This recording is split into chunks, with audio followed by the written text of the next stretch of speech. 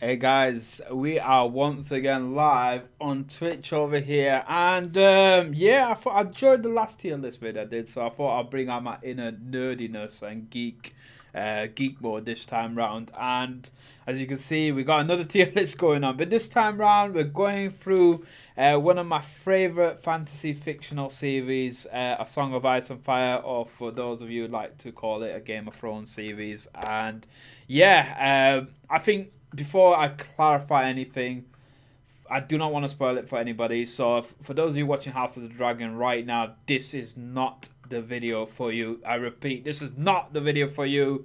Click off this because we are going to be spoiling some of the details that does happen in the series as well. These are for this vid is mainly for the book nerds out there.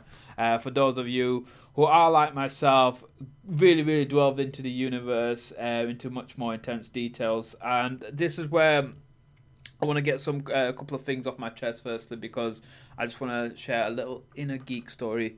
You see, I'm one of those guys, people. I watch a movie, a TV series, I play a game, and if I like it a lot, then I go into the in-depth universe behind it. There's only a very few select audiobooks slash books that I've really dwelled into, such as, for example, Dune. Did not know a clue about Dune. Really did not. I've heard of it and I know briefly of it, but I did not dwell into the story. The movie came out as of last year, and I've gonna listen to 6 audiobooks now, and it really dwelled me into that universe. A Game of Thrones was exactly the same for me. I literally did not watch it up until season 5. Began watching it, then I went into some intense lore details behind the backgrounds. This is before even Fire and Blood came out. Listened to the Rogue Prince, the Princess and the Queen, the Duncan Egg series. Honestly, I delved into the universe so much, and I fell in love with George R. Martin's creation. And this is where I kind of want to get something off my chest, because despite how Dumber and Dumber killed off season 8, and I agree with all you guys, it was absolutely atrocious. It was you know what, right? There's North Korea propaganda that's made a lot better than what they ended up doing. I can rather believe in North Korea propaganda to the crap that they saw me in season 8. But either way, either way, guys, I would say one thing.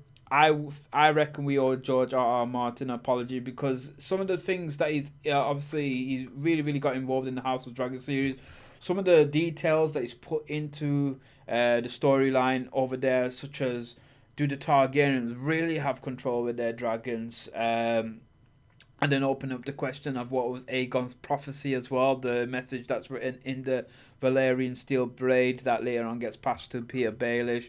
These are some of the things that I think George R. R. Martin was keeping very close to his chest, but he's revealed. And honestly, if without him, I think the series wouldn't have been as great as it has been. The storyline was fantastic. House of the Dragon literally brought Game of Thrones universe back from extinction. That is rare for a prequel to do. A prequel of all things, to bring something back from extinction like that. I just want to give credit where credit is due.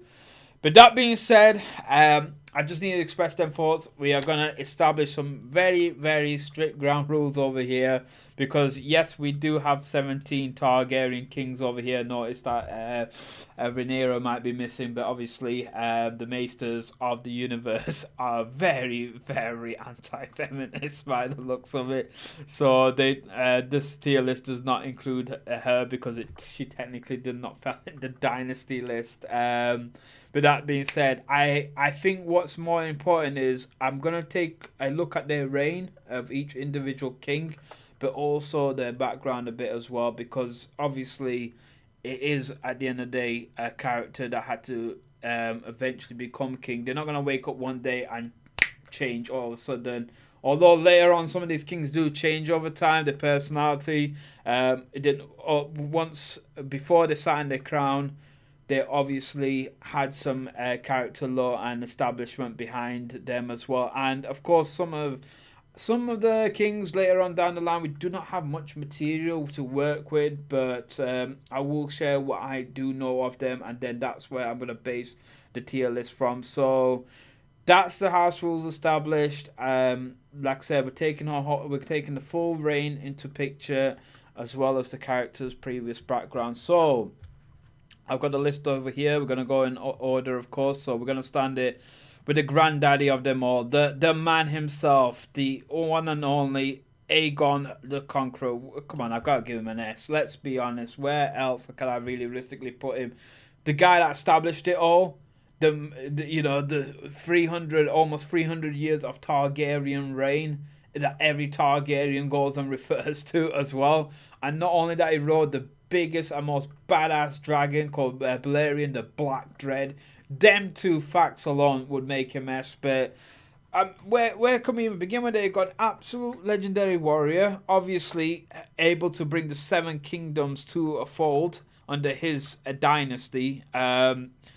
And he married some couple of girl bosses as well, obviously keeping the traditional Targaryen sister-brother marriage alive. But what was a bit unique with him is he married both his sisters, both Viserys and Rhaenys as well. So these were it was a bit more uncommon to do that, but it said that he married Visenya out of duty and Rhaenys out of love. So that, although we can, there's some people in the community that is questioning his actual sexuality. That's obviously something we can dwell on in a topic video for another day if I end up going around it. But as it is overall, he's the man that started it all.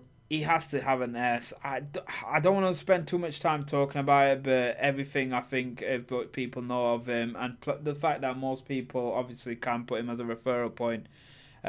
He was actually a very, very good ruler as well, because obviously he developed King's Landing from pretty much being what you could say a hamlet or a village to an established city, where we ended up with over 1 million plus residents as well. So Aegon the Conqueror, the guy that started it all, the man, the myth, the absolute legend. You deserve an S. Next up, it's his son, his eldest son, Aenys the First Targaryen, only ruled for 5 years because unfortunately he was born quite sickly as well.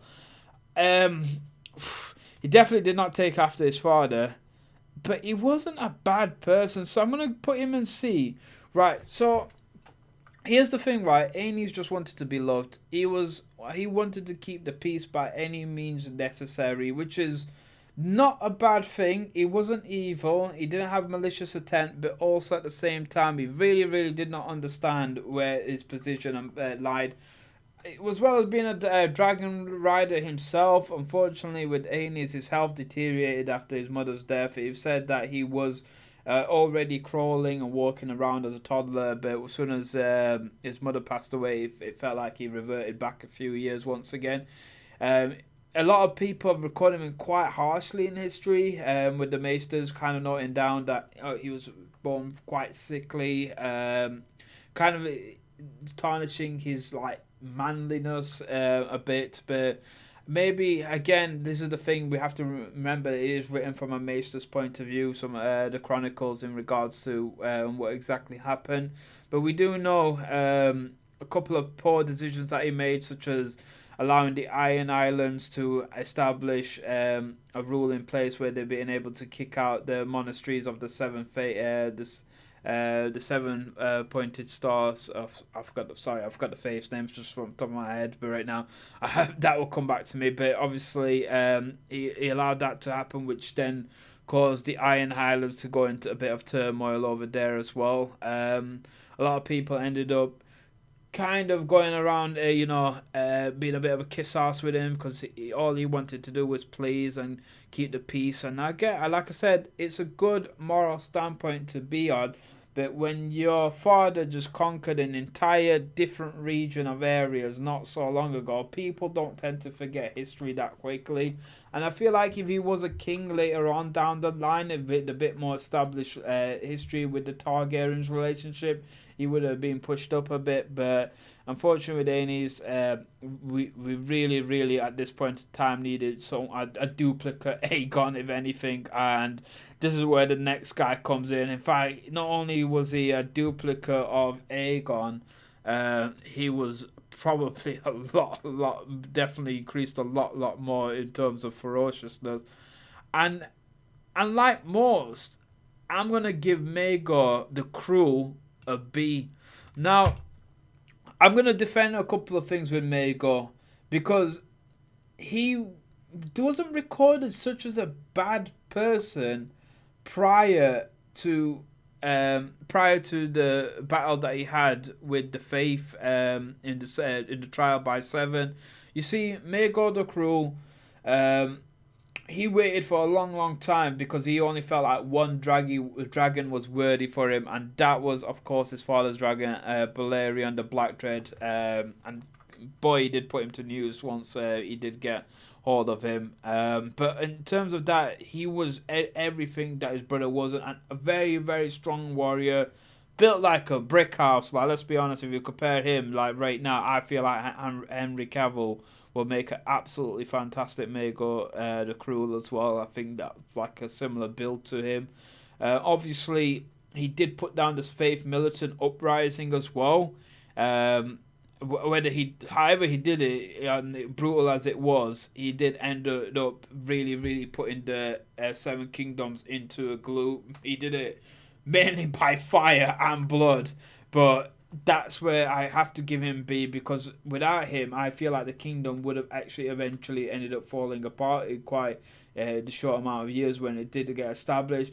Obviously, you don't get a title like the Cruel without something that you have done that's obviously left a big scar in people's history, in the mindset with it. But then again, I feel like he may have had his mind twisted and altered, because one of his mistresses, or later on became his wife, was you could say she was like a witch, a black witch. And see, this is where I think I'm trying to remember the names of everybody without Tyanna. I think it was called. She's called Tyanna, if I remember from the top of my head. Tyanna of Tyrosh, I think. Oof.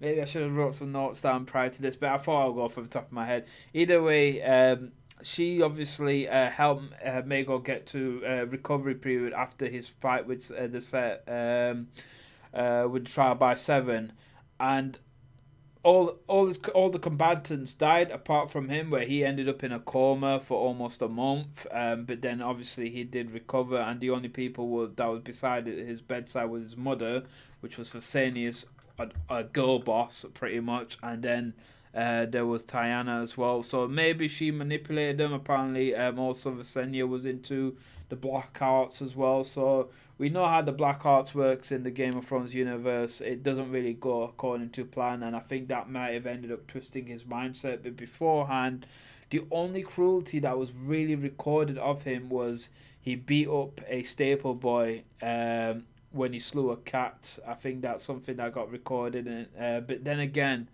the Maester wasn't there to witness that. Was that just put it in by the Maester to make him seem a bit more ferocious? Look at Maegor the Cruel. As a kid, he injured cats, these harmless, innocent cats. But you have to take it with these things with a pinch of salt. Other than that, he was a man that's established the Targaryen dynasty. Whether he did it cruelly or whether he did it peacefully, he was a key part of establishing it.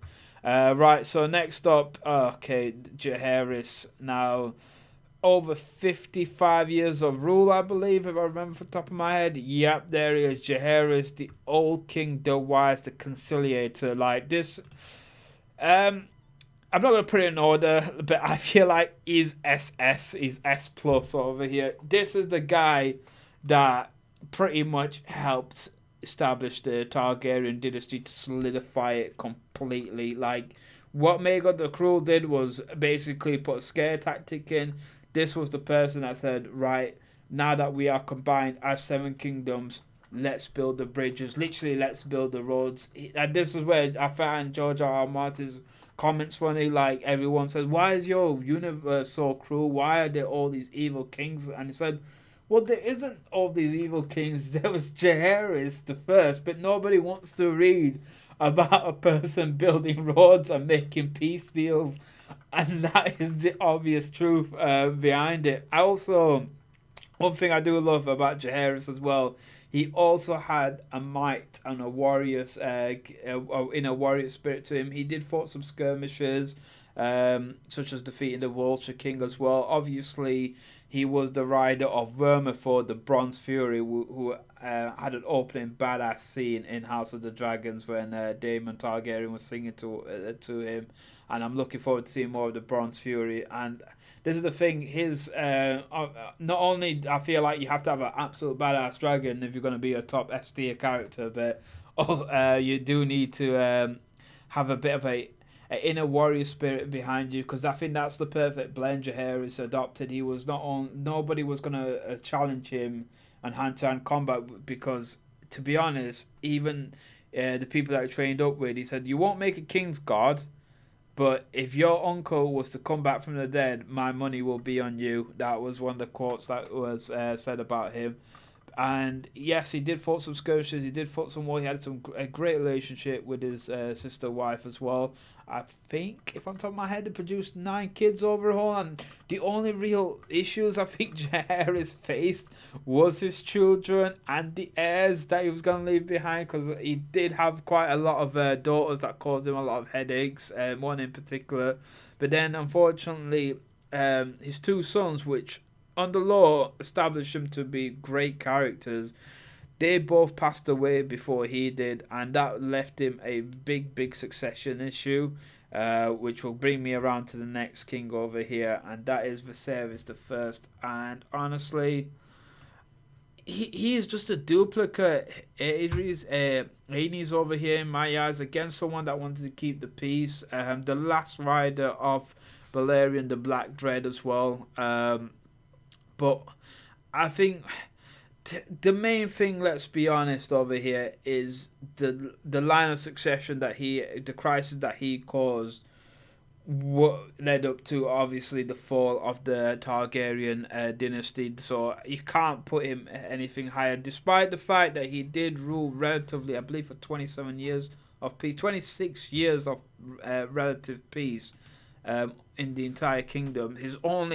The only real, well, not technically a war he started, but the war on the Stepstones his brother started, is the only real conflict that he has only had to really kind of put his hand towards in. Everything else, Viserys just wanted to lead a comfortable life, keep the parties flowing, keep everyone happy. And I feel, like I said, in what I feel like the House of the Dragon series had done is establish the emotional side behind Viserys as well, which George R. R. Martin even said what Paddy did was bring an absolute performance. He writ the character and played the character much better than what George felt like he could ever write him to. And this is the thing, some of the scenes in the series were very powerful, and you can't help but feel for the fella. Despite, I remember watching it with my missus, and she's like, he's such a bad king, but he's a good person. I'm like, that's the thing, though. Like, he's a good person. Good people don't make good kings sometimes, and he fell into that category. He really did, because obviously there's a lot of things that, unfortunately, let's be honest, Westeros isn't exactly the most progressive of societies, and although he did want his daughter to be established as queen, it was not going to be happening, unfortunately, not in the world of Game of Thrones, The Song of Ice and Fire. So this is where we get round to Aegon the Second, and let's be fair, like, he's going to have to be a D. There's a lot of issues with him. There's a lot of things that I can say about him that may even get the channel demonetized. But he's obviously I'm gonna let you guys imagine it. But there's a lot of things with him involved with kids as well, which unfortunately, it obviously does get a bit explored, a bit in touch in the books in regards to some of his sinister behaviors, but. And even in the show, we've obviously seen a side of him as well that goes down that route. And this is the thing. This is one of them kids that's been absolutely spoilt. Had no care for him. No care given. I feel like maybe because he didn't get any good male role model, and maybe Alicent, especially Alicent in the books, is written quite differently in the show, but probably putting that influence on him where he had to establish himself as a king, even though he didn't really want to. I feel like that's his only redeeming quality, is that he didn't actually want to steal the crown from his own sister. He rather let her have the crown, and he knew that he wasn't going to be a great king. And I think that's his only redeeming quality. But the thing that actually scared him into being a king is written in the books, is that they said, your sister will not show you the same mercy. She will slaughter you and your children. And that is what made him eventually take up the crown, because obviously when push comes to shove, he didn't want to lose his life. And that, I feel like that's the only redeeming quality Aegon II really has. And other than that, most of his reign obviously falls under the Dance of the Dragon, which eventually caused the downfall of the Targaryen dynasty. Their power would never be the same. They lost pretty much all their dragons. The dragons never grew as large. And that's really it. The D could probably stand for dragonless after that, because it really, really caused the downhill. And you can really say the only time he effectively ruled the realm was 6 months, only for a period of 6 months after the Dance of the Dragon War was over. But even still, what he wanted to do post that wasn't going to be great for the kingdom as well. If it wasn't for Corlys Velaryon, probably we might have ended up with another civil war. But luckily enough, I think Aegon at least somewhat listened, or didn't have enough strength to challenge it anymore because of the mass condition and the milk of the poppy that he got fed. So yeah, I can't give him above anything but a D. Now we got next up over here, Aegon III, the Dragonbane. And this is where I feel like we need more insight with the lore over here, because we only got the first part of his life in the Fire and Blood series. But I'm going to give him a C. And I think like a lot of people might put him in as a D. But this is where I'm going to... Again, he falls under that category where he wants to keep the peace, but they call him the Dragonbane. Now, did he develop a massive phobia of dragons after seeing his mother get devoured by his uncle's dragon, Aegon II's dragon, Sunfire? And I mean, I can see that happening. And obviously, his brother tried to encourage him to re-energize the dragon pit, re-energize the establishment of having dragons as a power as well. And he did eventually agree with him. So there was a side of Aegon that was listening, but he's definitely a character that has been recorded that suffers from mass severe depression, a lot of mental health problems in terms of depression, anxiety, and being distant and discontent with the world, really. But somewhere in that lore, he got married. He had 2 kids. Sorry, not even 2 kids, 5 kids. 2 sons, 3 daughters. So there was a side of him that's obviously showing care and love over there. He has a strong relationship with his brother.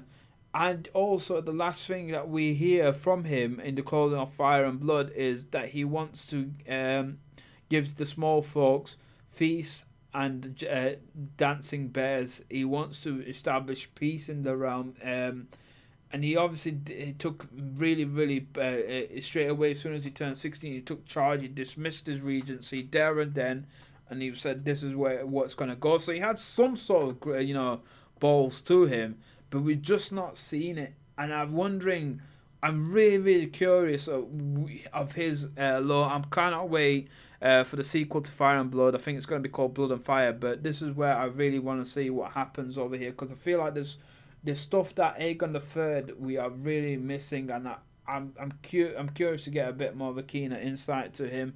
But for now, I have to give him a C, because unfortunately, you are the Dragonbane. You did lose the dragons, and that's a huge loss over here. Right, next up, honestly, this is one of my favourites over here in terms of Targaryen Kings, because I'm gonna have to give him a really I don't know how long he lived for, but yeah, there we go. The young dragon Daeron the First, 4 years of reign 4 years of nothing but war, and he brought Dawn into the fold. He actually did. Many people will comment as later a king that we discuss later on. But for now, he's the man that eventually made Dawn submit. And there's a famous quote that said, "Yeah, he did make Dawn submit, but it also cost 50,000 men in the process of doing so." But this is Daeron the First. He was he was only 14 when he took the throne, and he really lived for a short period of time. Apparently, he also got married that year, although he would not leave any heirs behind. But he literally, his only job role, or the only thing that he wanted to do, was establish a legacy for himself. And he went ahead and he did that, because all his counselors, all the wise council over there, urged him not to go up against Dawn's. That they said, you do not have any more dragons. The Targaryens don't have any more dragons. Says you're standing in front of one. So he referring to himself as a dragon. So that describes his mentality. He's an absolute badass. He didn't give a crap. But the fact is, I gotta respect it as well, because he wasn't one of them kings that shied away from war. He went straight out there seeking that glory. I feel like maybe he's meant to be a representative, a bit of like an Alexander the Great sort of figure over here. But whether he might have not done much for the peace, building peace for the entire kingdom, but in terms of bringing Dawn into the fold, establishing a legacy for himself, even in the 4 short years he did rule, that's worthy of an A, guys. I can't get, you can't give him anything lower. That, in my eyes, what a legacy to leave behind in them short years, and that's why he's called the Young Dragon. That's a respectful name to have as your legacy as well. Next up, Baelor the Blessed, funny character over here. I'm gonna give him an A as well. I'm gonna put his brother and him together as A. So obviously, this is one of them kings that described as having the Targaryen madness, because of obviously some of the things that he does, though, is obviously questionable. But overall, I think he's just a very, very conservative religious man, and whether you say it or not, he did establish peace. So first thing that Baelor did, which you gotta give him mass respect for, is he wanted to go and establish peace with Dawn. He went and walked there all the way himself. He walked all the way to Dawn to seek the peace with the King of Dawn by the Prince of Dawn at that point of time. Got the keys for to release his cousin Aemon the Dragon Knight as well, and went through a pit of snakes to go and free his cousins. And obviously there's some lore and story, and some music and songs written around the events that he did. And then the fact that people were so shocked by how peaceful this man was that they ended up walking him back to the Seven Kingdoms. Even he was offered a ride and he still walked it. So there's a side of him as some sort of like Jesus figure, a Christianic Jesus figure with him. And then yes, there are rules that he did place where he's more benefited the small folks, such as making his lords be a bit more humble. Like, for example, one of the things he did do with a lord, he made him wash his peasant's foot, just to show that no man was above anyone, no man was beneath anyone. And so there was good things established with him. But then he also made very, very questionable decisions, such as putting a kid in charge as his hand of the king. I believe there was like a small 9-year-old as a hand of king, or he made him into the next septon, etc. I can't remember from the top of my head, but there is some questionable stuff that he did do as well. And this is where I kind of like where the people say his Targaryen madness dwells into, because he ended up like literally fasting himself to death. Now, you can't. This is another reason why I really, really want to see the sequel, because I want to see what's written about him. With him locking away his 3 sisters to avoid temptation, it says to avoid anyone looking upon them lustfully, but it may have been to avoid temptation for his own self as well, so he doesn't follow his Targaryen customs. But the fact is as well, there's a lot of statues that resurrected around him. There's the Sept of Baelor as well. He's left behind a very important legacy with the faith overall. So if the Targaryens weren't seen, obviously they're seen as a bit blasphemous with the way that they go about their business. But if there's a person that the faith respect in terms of the entire Targaryen dynasty, that was the man. So I feel like at least the faith had something within the kingdoms to look up onto a Targaryen king and have some sort of kindred spirit with him. And I think that's important with the small folks, that relationship being built in. Looking at the wider picture over here, I think Baelor at least helped build that bridge. Okay, right, next up now, this is going to be one of the big ones over here, because now, obviously, with Viserys II, he's only ruled officially for 1 year. But you can technically say he's the man that ruled the kingdom for this amount of years, technically. And this is why I'm going to give him...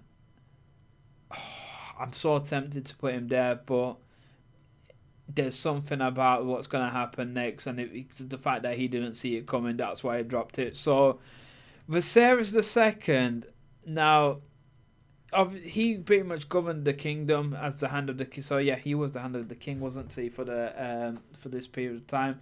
Now, he governed the kingdom for both his nephews, who obviously one ended up fasting himself to death, and the other one ended up going to rage up a war to death. But behind all that chaos, there was a man that kept it together, and this is where sometimes it's good to be the person that's behind the camera rather than face forward. There's a lot of establishment that Viserys did end up doing in order to build pieces and bridges. Maybe he was the main influence behind Dawn as well. But Viserys, unfortunately, despite all the great work he did as a hand of the king, and it was the one thing that let him down is the son that comes later on, and the fact that he missed that a mile away, because there was obvious sign with Aegon the Fourth over there that he was a man to watch out for. But unfortunately, we'll jump right into it. We're gonna have to go with Aegon the Unworthy, and there's nothing but D over here. We can't give him anything lower than anything. How long did he rule for? 12 years. 12 years of unworthiness. Right, so Aegon the Unworthy, based around Henry VIII, the man responsible for the Blackfire Rebellion. He didn't give a crap, let's be honest. This is a guy that went full gluttony, full greed, full everything. Like the worst of the 7 sins he ended up committing. Maybe his only deeming quality was that he did. It did seem like he had a good love relationship with his cousin Dana the Defiant, who obviously was the mother of Daemon Blackfire. But apparently he felt the same with 9 other mistresses at least as well. So whether whether that we could take that into account, I think one of the unique things about him, obviously beforehand, it was Cody. He was quite handsome. He was very, very respected amongst the small folks and the people in King's Landing as well. He was the shining example of a prince, like a good-looking chap. But this is exactly like Henry VIII. Henry VIII was seen the same way, but as soon as he became a king, all the worst indulgences was established, and he had no control over it. While you could say he did that as a prince as well, which there was recorded signs of the little signs that we did have. As soon as it became a king, it was full blown. The way obviously he treated his sister wife, but pretty much obviously caused her death. Did not honor her funeral. Did not honor his brother's funeral, who's. If obviously we're talking about overall Targaryens, his brother Aemon the Dragon Knight will be an S as well, but unfortunately he never got a position of power. But Aemon the Dragon Knight is one of the most respectful Targaryens who fell into their overall lineage. But his brother died trying to defend him, and he didn't honor his death as well. And again, this is one of those things. Despite how good his father was, he just kept missed out on Aegon the Fourth, and I feel like he brought it down that tier for Viserys II as well. I feel like because of his reign, he overshadowed the good accomplishment that his father did. But luckily enough, he had a decent son.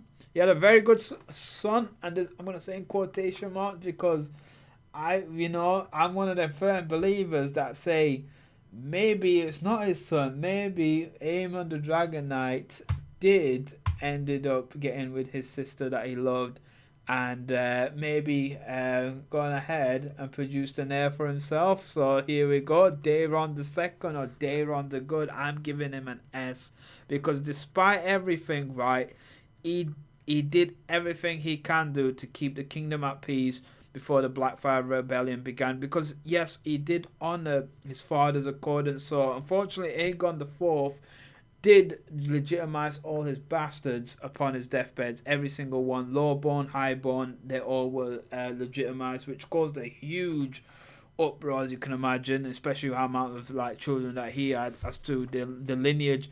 Now, Daemon Blackfire is technically the eldest in terms of the bastards, but in an overall lineage. But Daeron was his first true-born son.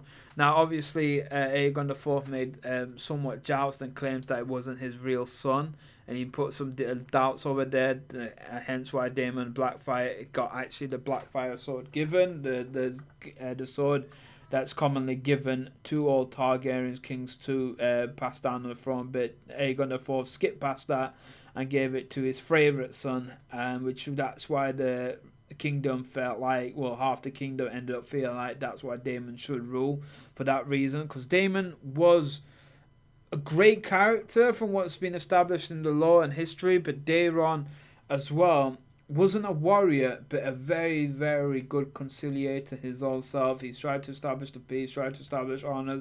He's definitely a man of law. He definitely knew what was the right things to do for the kingdom, and I think he learned a lot from his father's reign of how to put things to right. In fact, again, first thing he ended up doing was dissolving his father's previous council and putting the man's worthy that were in charge. And whatever happened, he ended up winning the war. His sons were critical at winning that war for him, but he ended up doing that and bringing the realm together once for all, because the realm could have easily been sawn and divided as a result of the Blackfire Rebellion. I mean, the Targaryens didn't have kings at that point, but with Daeron's action, it kept him in, and I think overall as well, the four sons that he had were great characters in their own self, but he kind of fell into the unlucky pile where I feel like these Jaehaerys and Daeron would have got along with the House of Cards as well, but he had the same issue, didn't he, at the same time with his heirs, because his eldest and his heir did die unfortunately through a trial by combat recorded in the Duncan Egg saga, and then the Great Spring Sickness came along, which is like their version of the plague, or you can say the Spanish flu, that ended up taking his life and his grandson's life that was meant to be the next in line. So that gets us round to our next king over here. So this is a bit of a funny one, isn't it? Aerys, right? How long did he rule as well? Because we don't know. Aerys ruled for 12 years. 12 years, and we've only got really much of his content from the Duncan Egg saga, don't we? And even that it's his uncle that's really technically ruling. So I'm gonna put him as a C because I'm torn with him because he did not technically rule. I don't feel like Aerys cared about ruling as well, from what has been said of him. He didn't produce any heirs. Again, maybe there's a couple of reasons why, but he was a book nerd. He was definitely a man that just loved to hide himself and be in solitude. But it was mainly his uncle that ended up taking control of it all. And why have I forgotten his uncle's name? One of the most important characters over here, and my mind's gone blank all of a sudden. This is gonna annoy me. Oh no. You know what? When you're live streaming, guys, sometimes your mind just doesn't want to connect overall. Bloodraven. There we go. I was waiting. It was working in there somewhere. The circles were spinning. Bloodraven, right? So Bloodraven was the man technically behind that throughout Aerys' reign. And yes. Okay, Aerys did allow a good person for the kingdom to be in charge, a somewhat better Mago, I would say, like a Mago that's missing the cruelty but knows when to put the hammer down, put the sword in, especially with the seeds that got sown after the Blackfire Rebellion. Someone like Bloodraven was needed. This is where I even put Mago in B, because at certain times you need a person that's gonna put the hammer down when it needs to happen, and I think Ares at least was well aware of that, and he made a good decision to put him in charge over his brother. Although Maekar wasn't a big fan of that decision, and ended up apparently sulking in Summerhall, I think maybe he put his brother in somewhat a bit of a distance length because he didn't want his brother to feel like he was overcompensating at that point in time. But then again, we don't know Ares' relationship with his brothers. Maybe he held Maekar to some resentment after his eldest brother's death. So I think maybe, this is something, again, we might be able to delve into a bit more, see what the background is in regards to that as well. But then we have to see what were the inner family conflicts at this point in time, because despite the Great Plague sickness that taked out most of the Targaryens at that point, there was a lot of Targaryens around Daeron's time period. I mean, Daeron had 4 sons, and each of them had sons as well. So this was probably the most fruitful time period since Jaehaerys as well. So Aerys obviously grew up in an environment where he probably felt a bit out of line anyway, because he wasn't falling into the immediate throne effect. So it would have been curious to see how his relationship got built around with some of the siblings and family members that he did have. But yeah, this is where we need more material, guys. This is why I'm more interested in learning about some of the inner turmoils that get featured around this in particular family. And let's be honest as well, he grew up in a time period of the Blackfire Rebellions, and where all these bastards of his grandfather are still around and probably in court as well. Right, so we got Maekar next. Now, again, I'm gonna give Maekar a B, because we don't know much about his kingdom reign. Obviously, we know he had to put down one of the Blackfire Rebellions as well. Well, he had to put down 2 overall, because in circumstances that he fell upon, obviously, when he eventually took up the crown, he also made a crown for himself as well. I think he wanted to bring back a bit of the might over there as well. A guy that was definitely, you can tell, a worthy warrior. He wasn't cruel, but he does seem like a harsh, stern person. He was very, very dismissive to Dunk, which was quite noticeable, but he wasn't to the point of being cruel and for the sake of cruelty. He's just a person that is very, very, I say, upfront and knows his self-worth or importance. I feel like he holds himself to a bit of a higher esteem, but that doesn't necessarily make him cruel for the sake of that. Maekar was obviously part of the hammer and the anvil tactic, so he was definitely quite a good strategist as well.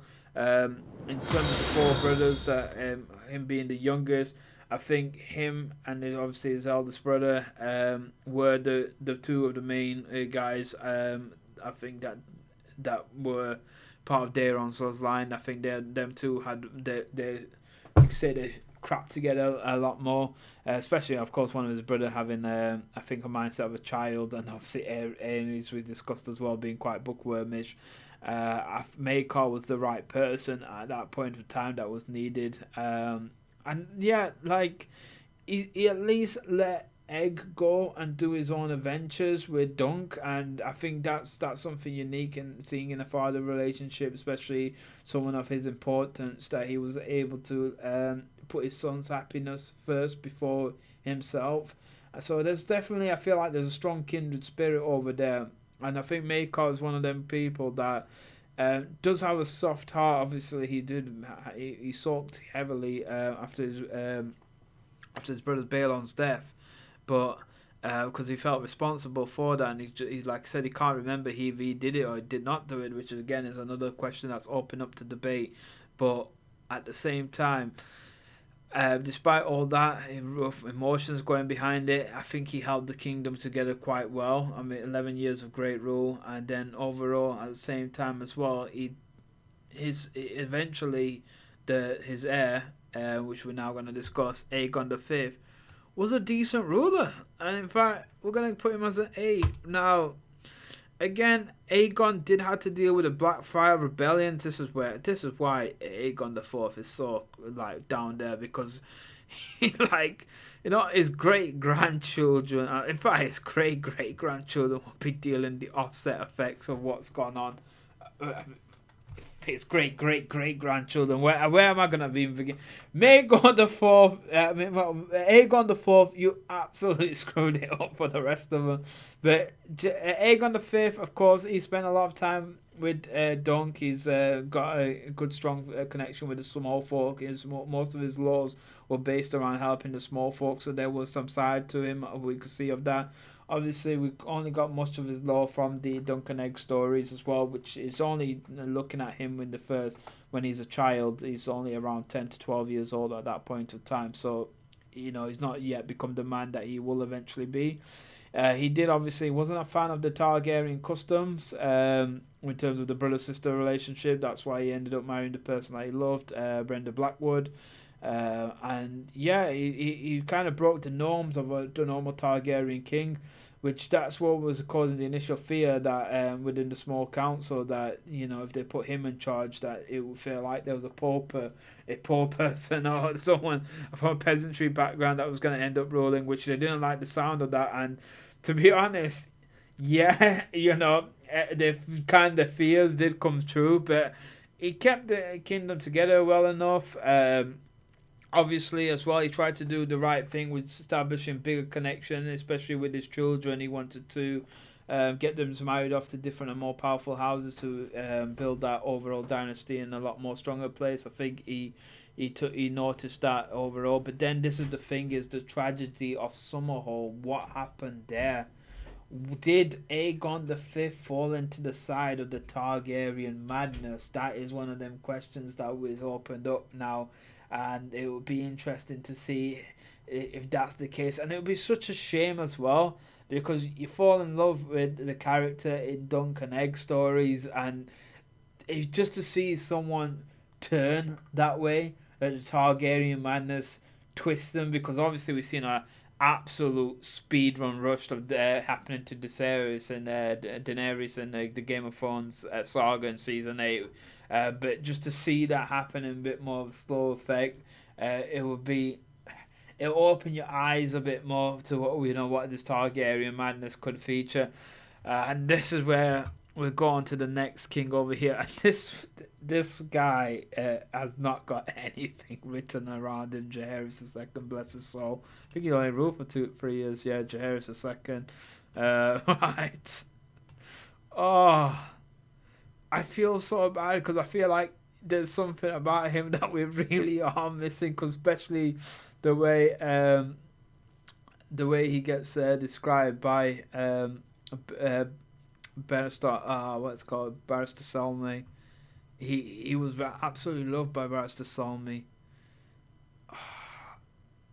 See, because we don't know much. We really don't know much, do we? What do we do know? The little that we do know is obviously he was part of the War of the Nine-Penny Kings, which is the final war that ended the Blackfire Rebellion. It got put down from there on out. His son, who we'll get around to, was obviously part of that war as well, that fought for him.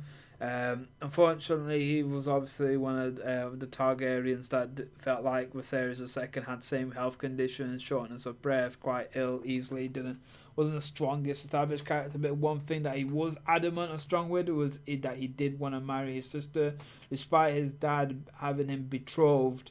Aegon V wanted him to be betrothed to obviously a bit more of a noble house. I believe he was betrothed to one of the Tullys. He wanted to marry his sister, and that's the person that he chose to marry, because he was in love with her, and it was the feeling was mutual. So he went against his father's wishes, but unfortunately he forced that idea to his son as well, which is not what his son wanted to do. And that's where I think that's the only real information that we really do have of him. Barrister Salmon, like I said, praises him quite highly. Other people talk quite dismissive of him. But one thing that George R. Martin has said that he would like that the House of Dragon writers to establish is Jaehaerys II as one of the Targaryen kings. Now, this is the funny story, right? Because Jaehaerys II was skipped out upon in Game of Thrones because Maester Aemon went through the Targaryen line and completely ignored Jaehaerys II and put him as a cut over there. Like, he basically said his nephew was the Mad King Aerys, and not his great nephew, but his actual nephew was Jaehaerys II over here. So now, obviously, we got the Mad King over here, and there's a category lower than this, then we'd definitely put it in. But yeah, there we go. Probably the worst out of the D3, I would even say, because definitely fell full on. I mean, maybe not the worst, because he at least had his mind, and he was still a complete and utter arsehole. But Aenys II, the Mad King, the man that caused the downhill fall, well, just absolutely bonkers and nutters. Really like to burn people alive, burned main people that was very, very important to the kingdom. But gave zero crap. Destroyed the Targaryen dynasty as a result of it. Made some very, very bad decisions as well. Was quite obsessed with Tywin Lannister's wife as well, and maybe the father of Tyrion as a result of it. But obviously, he must have done it in a ways that wasn't really consentive. Let's just say that. You name it, worst, vile, atrocious things that a person can do. This man was behind it. But again, maybe you could blame that on his. We definitely know he was mad. We definitely knew there was a lot of problems with him. Some of the inspiring traits was that he was actually a decent guy before all this madness takes over him. That he actually did care about his missus. He did care about his friendships, especially early on with Tywin and his cousin. I forgot his name, but obviously he's one of the Baratheons. He's the father of Robert Baratheon. So there was a good side to him, but unfortunately we do not know that much more because of the things that he did commit in as a king.